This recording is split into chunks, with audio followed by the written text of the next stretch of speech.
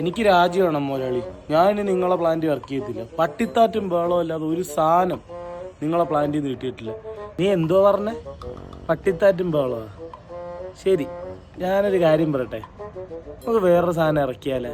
300 cc single സിലിണ്ടറിലെ king ആയിരിക്കും. നമ്മളതിൽ already ഉണ്ട് കിങ്. ഏത്? RR310.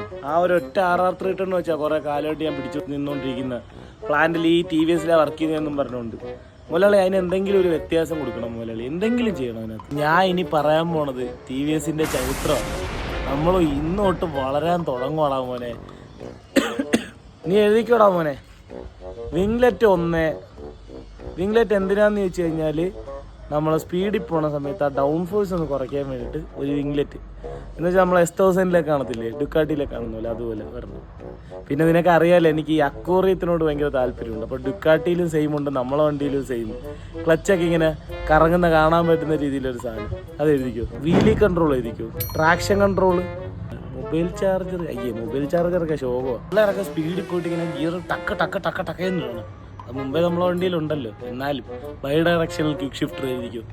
വീലി കൺട്രോളും റിയർ വീലി കൺട്രോളും നമുക്ക് കൊടുക്കാം. കവാസാക്കിക്കാർ മാത്രം അങ്ങനെ കയറി പോകണ്ട. പറ്റുന്ന എല്ലാം തുരി കയറ്റിക്കോ. പറ്റുന്ന എല്ലാ ഇലക്ട്രോണിക്സും തുരി കയറ്റിക്കോ.